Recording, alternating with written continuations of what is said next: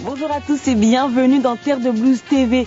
Et oui, nous voilà déjà arrivés à la dernière étape de notre voyage au cœur des univers de Guy Tyrolien. Le poète disait qu'il était né par accident à Pointe-à-Pitre. C'est peut-être pour cela qu'il a choisi de passer ses derniers moments ici à Marie-Galante.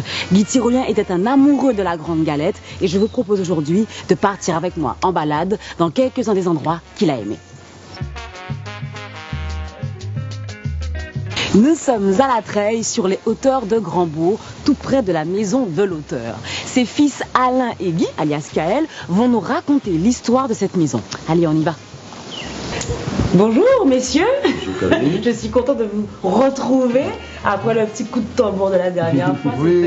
C'était top, les bons moments sont toujours les moments improvisés. Alors on est de retour à la maison de La Treille.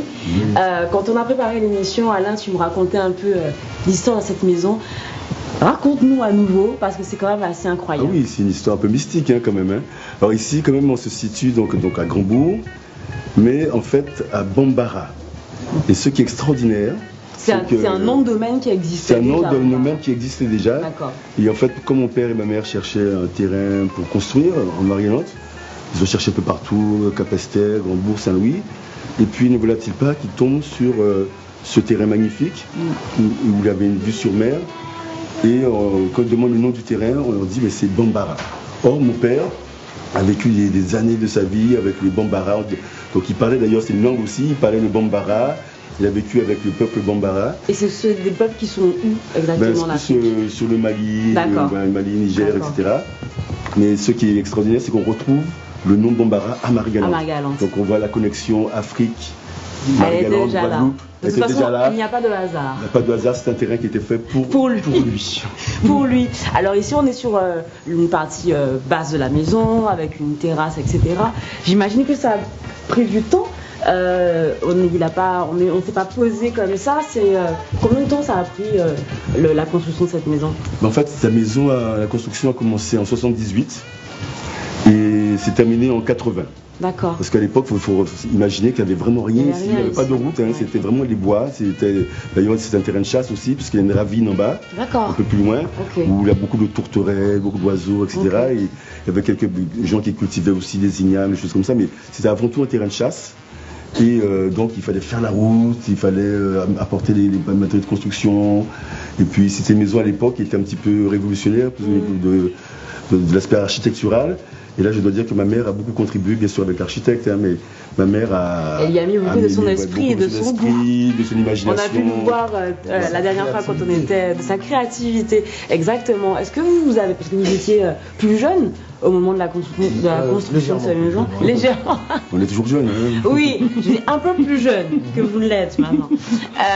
Et vous avez des souvenirs, vous, des chantiers, Alors Alain, parce que c'est beaucoup trop jeune. J'ai déjà Alzheimer à son âge, j'ai déjà Alzheimer. Moi j'ai beaucoup de souvenirs. Parce que déjà nous en fait nous sommes les premiers à avoir occupé la maison puisqu'il n'y avait pas encore d'eau, d'électricité ni rien. Mais nous, bon, les jeunes, on a dit non, on veut absolument intégrer les lieux. Donc en fait tous les enfants, les cousins aussi, on avait pas mal de cousins, on campait ici quoi carrément. Donc c'était génial quoi. Moi je me rappelle qu'il y avait plein de sable, on sautait du toit sur le sable. Alors bien sûr tout était naturel, on allait dehors pour faire nos petits besoins. Mais c'est ça qui était génial, c'est qu'on était vraiment dans la nature. Que justement le bruit des tourterelles, le vent dans les cocotiers, la nature qui est extraordinaire à Marie-Galante. Et la vue sur mer, surtout, on voit la Dominique, les Saintes, la Guadeloupe, quand il fait très beau, on aperçoit même la Martinique. Ah oui. Donc pour nous, jeunes, c'était un lieu de... Vous aviez un peu la Caraïbe. Voilà, à nos pieds. Une partie de la Caraïbe à vos pieds. Et en plus, on jouait, toutes sortes de jeux, belote, domino. On aime beaucoup le jeu de dames aussi. Notre père nous a transmis ça. Voilà, on n'est pas mauvais quand même. Oui, faut le dire. Mais j'aimerais rappeler aussi un événement qui était important ici, c'était le cyclone Hugo.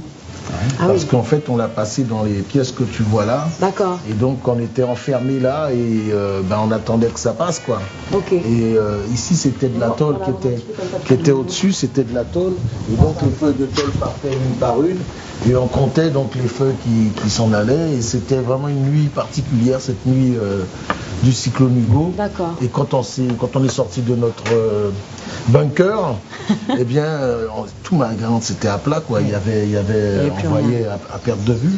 Donc c'était vraiment, cet endroit a toujours été votre espace, votre maison, tout le monde y a c'est la maison familiale, tout le monde vient là, les enfants, voilà, les cousins, on vit ensemble. On est très famille, donc on vit tous ensemble. Oui. Et nos enfants courent un peu partout. On est dans l'esprit village en fait. Voilà, là il y a une sorte de petite descente qui donnait sur un espace que les enfants appelaient le cercle de feu. Et là ils faisaient leur monde, quoi. Leur monde. Mais d'ailleurs on va en parler, on va monter, on va aller sur la partie haute de la maison et on va parler de l'ambiance, de comment on vit dans cette maison de la Treille. On y va? Ça va être terrible. Ça va être terrible. Oh non, je suis prête, On y va.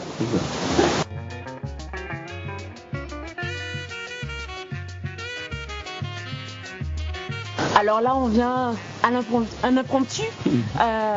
Des amis passent. C'est tout le temps comme ça. Cette maison, c'est une maison de générosité, de convivialité, en fait. On a beaucoup d'amis, donc les gens viennent tous les jours. Et puis, c'est toujours une joie de recevoir, partager. Et voilà, c'est notre vie au quotidien. Ici, en fait, on n'a pas besoin d'avertir. Les gens font que venir. Parfois on n'est pas là, il laisse un mango, un coco, puis il revient, il repart, on est passé. C'est le deal. On a beaucoup de parents d'abord, beaucoup d'amis aussi. Et en fait, ma mère aussi, une femme qui est de la vie associative à Marie-Galante, elle s'occupe de chorale, de carnaval, elle a fondé le club féminin de Grandbourg avec d'autres femmes de Marie-Galante. Et donc, elle a toujours été intégrée à la société marie-galantaise. Donc cette maison, un peu grâce à ma mère aussi, parce qu'il n'y a pas que le père, la mère aussi. Bien sûr, elle est très active et ma soeur aussi. Donc on disait endroit de convivialité, endroit oui, et puis comme disait Alain, la matière a un rôle déterminant parce que c'est elle qui reçoit en fait. Et elle a toujours le dernier petit punch qu'elle a préparé. Elle a toujours un plat succulent, tu vois. Donc voilà, donc nous-mêmes, moi quand je viens voir maman, je suis à doux maman. C'est un souvenir mémorable parce que déjà chaque fois qu'on fait des fêtes, on aime beaucoup aussi le gros cas, le tambour. Donc à chaque fois ça finit toujours avec des gros coups de tambour, des grillades et tout. Pas seulement des gros coups, des bons coups de tambour. Des bons coups de tambour avec des très bons musiciens. Très bons musiciens. Parce qu'on a la chance à Marie-Galante d'avoir des gens comme Jacques Chasselas, Jacques Hilandais. Ce sont de très bons tambouriers. Donc quand on se réunit ici avec l'acoustique du salon là, quand on fait un coup de tambour, ça prend une dimension. Vous pensez que votre père et votre mère, ils y ont pensé à ça, l'acoustique du salon, quand ils ont fait la... Je sais pas, mais le salon, il est bien designé.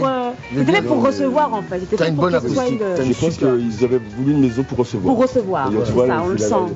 C'est vraiment très grand l'espace, le séjour. C'est ouvert, tout est ouvert. Parce que je crois qu'ils aimaient beaucoup recevoir et échanger. Mon père, aussi bien mon père que ma mère.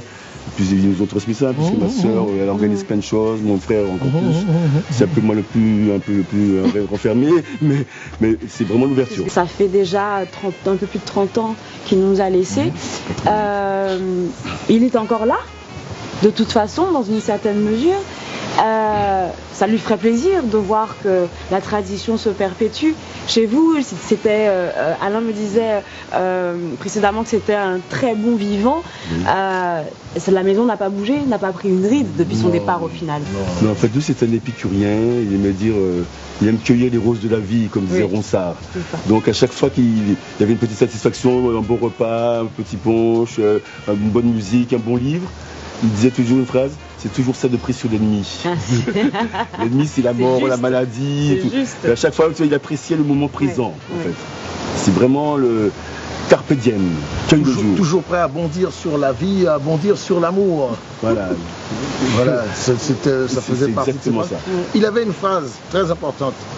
Aïe, la vie, qu'elle est bonne à celui qui va droit à son chemin, Seigneur, et qui garde au fond de son âme ravie le rêve d'hier et l'espoir de demain.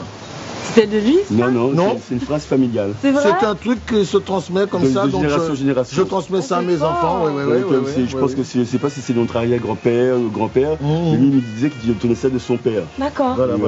Et à chaque fois, donc c'est... Donc de temps en temps, il nous sortait ça. Et nous, on a retenu ça. C'est une parole, un petit peu centre de devise en fait.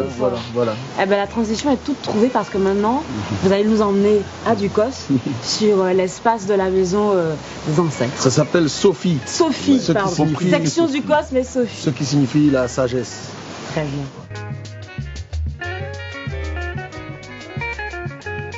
Alain, est-ce que tu peux nous relire les premiers vers d'Île, s'il te plaît? Ben voilà, Île. Voici la maison basse où ma race a poussé. D'un tour de rein, la route redresse son élan. Ira-t-elle jusqu'aux Aulas sous les manguiers là-bas? Sous les manguiers là-bas.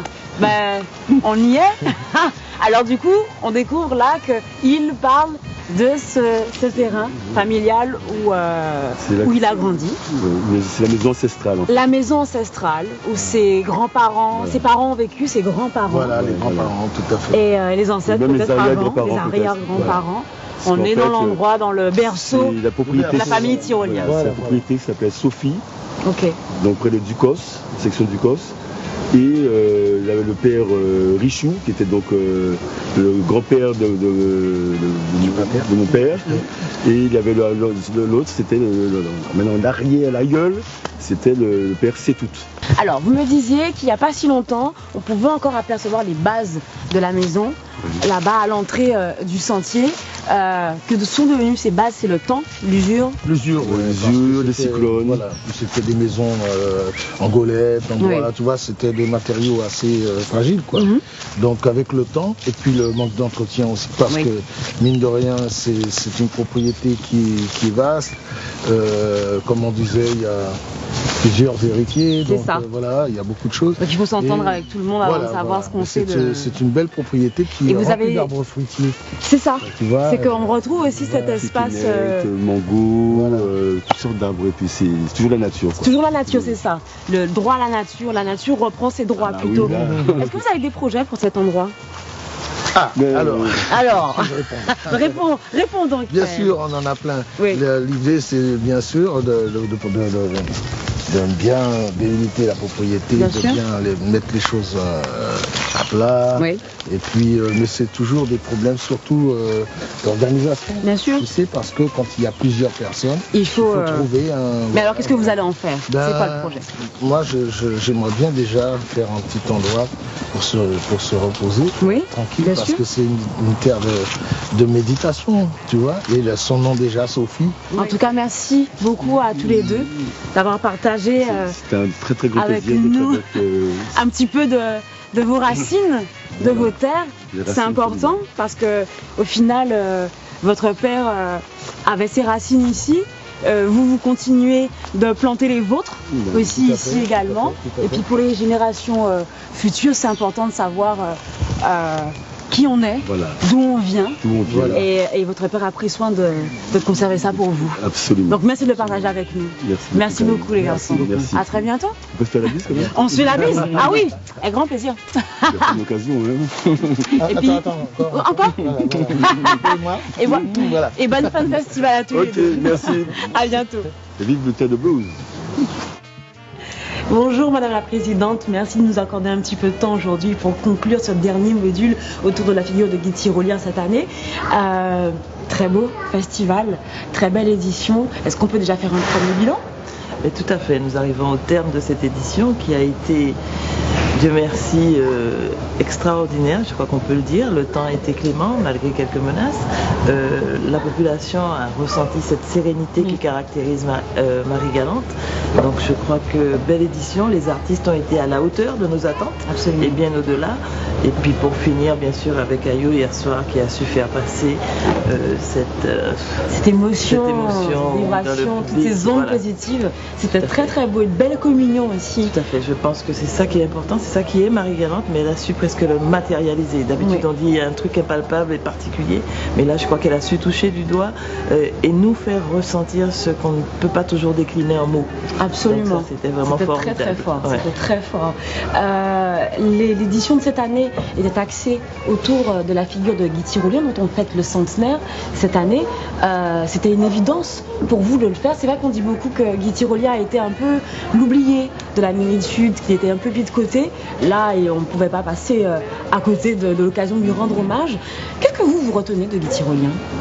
Alors c'est un grand monsieur de Marie-Galante que je n'ai pas connu, puisqu'à l'époque où il vivait à Marie-Galante, à son retour sur nos terres, moi j'étais étudiante. Donc je n'ai pas connu physiquement, mais ce que j'en retiens, en dehors bien sûr de la qualité de sa poésie, c'est sensiblement, très certainement un grand humaniste. Et ça, je crois que quelque part, même si on ne l'a pas connu à travers ses textes, à travers quand on voit sa famille déjà, et la qualité de ses enfants ou autres, donc je pense qu'il a su transmettre ça et que très certainement un grand monsieur, un grand humaniste. Et voilà, je ne peux pas en dire plus puisque je n'ai, voilà. Mais je crois que c'est l'essentiel. Oui, absolument. Mais est-ce qu'il vous inspire justement dans votre travail politique, dans vos missions? Est-ce qu'il, justement, son caractère humaniste, c'est un monsieur qui aimait le pays Marie-Galante comme vous l'aimez aussi. Est-ce qu'il vous inspire pour vos missions? Sans langue de bois, non. Quelqu'un que je n'ai pas connu ne peut pas m'inspirer. Bien sûr. Je suis plutôt inspirée par l'action de mon père, tant humaniste que politique. Bien sûr. Donc c'est plutôt mon père, mon référent. Mais enfin, je crois que tout ça, ça fait partie des grands Marie-Galantais qui ont su transmettre à leurs enfants l'essentiel de la vie, l'essentiel de l'humain. Et c'est ça l'essentiel. C'est ça le plus important. Voilà. Merci beaucoup, Madame la Présidente. On va vous laisser. À très bientôt. À l'année prochaine. Voilà, à l'année prochaine, on vous réserve une édition encore plus belle. Elle le sera, sans nul doute. Merci Absolument. encore. Grâce à vous. Merci. Merci. Au revoir. C'est auprès des pêcheurs que Guy Tyrolien affectionnait particulièrement que j'ai choisi de vous emmener pour conclure ce dernier module autour de la grande figure du poète Marie-Galantais. Merci de nous avoir suivis sur Terre de Blues TV. Je vous dis à l'année prochaine. Ça a été pour moi un bonheur de voyager avec vous sur les traces de Guy Tyrolien. J'espère que ça vous a donné envie d'aller un peu plus à la rencontre de ses œuvres. Et moi, je vous laisse sur les vers de Credo, qui est mon poème préféré de Guy Tyrolien et qui dit: je crois que un et un font un, même dans les luttes du plaisir, que le parfum du sacrifice nourrit les fleurs de l'art et qu'à force d'amour, demain il fera jour. Prenez soin de vous, à l'année prochaine, ciao.